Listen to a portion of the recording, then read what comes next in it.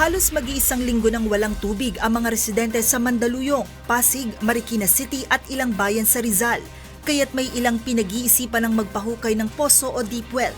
Gaya ng posong ito sa may Pasig City na alternatibong pinagkukunan ng tubig ng mga residente. Ayon sa ilang deep well and drilling services, nasa 60,000 pesos ang gasto sa pagpapalagay ng poso. Nakadepende ang lalim nito sa level ng groundwater sa lugar. Dito po sa Laguna, kasi dito sa Laguna, shallow well lang. So, bali 6 pipe lang dito, 120 feet. Pagka po may motor, kompleto, tangke, mga 60 mil. Pero pag po yung manual lang, mano-mano, tapos po lang siya ng mga 27. Pero babala ng National Water Resources Board, mahigpit na ipinagbabawal ang paghuhukay ng mga deep well dito sa Metro Manila at Metro Cebu. 2004 pa nang mag-issue ng moratorium dito ang NWRB upang mapangalagaan ang nakareserbang groundwater at maiwasan ang posibleng pagbaba ng lupa at kontaminasyon sa tubig. Isa pong posibleng maging negatibong epekto, no, pagka matindi po yung pagkuha, no, ng groundwater natin is nagkakaroon ng tinatawag na subsidence, no, yung bumababa.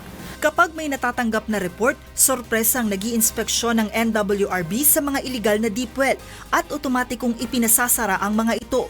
Pinagmumulta rin ang may-ari nito depende sa tagal ng poso at dami ng tubig na nakonsumo.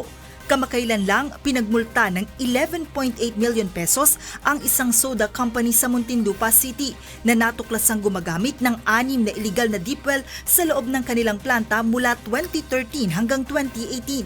Nakikipag-ugnayan na ang NWRB sa MWSS para matugunan ang kakulangan sa supply ng tubig. Pero sa ngayon, tuloy ang kalbaryo ng mga consumer ng Manila Water. Sa Mandaluyong City, kanya-kanyang diskarte ang mga residente mapagkasya lamang ang rasyong tubig na napakadalang pa kung dumating. Ang ilang residente sinasahod sa batya ang paliligo, habang ang iba nire-recycle ang tubig na ginamit sa paglalaban ng damit. Kailangan sa huder. Kasi yung pinagpaliguan nito pwedeng pambuhos sa CR. Paglalaba po, yung pinagsabunan ko, yung may sabon, pinanlilinis ko ng CR.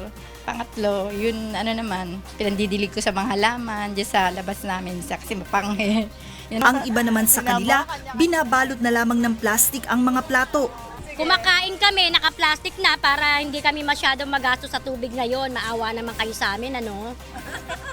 Parusa kayo sa mga taong mga customer ninyo. May ibang ipinandidilig naman sa halaman ang tubig na kanilang ipinanghugas sa bigas. Patuloy na umaasa ang mga residente na sana'y maibalik na sa lalong madaling panahon ang supply ng tubig sa kanilang lugar. Bukod sa tangke ng Manila Water, tumutulong na rin ang lokal na opisyal sa Mandaluyong City at iba pang mga apektadong lugar upang maibsan ang problema sa supply ng tubig. Joanano, UNTV News and Rescue, Mandaluyong City.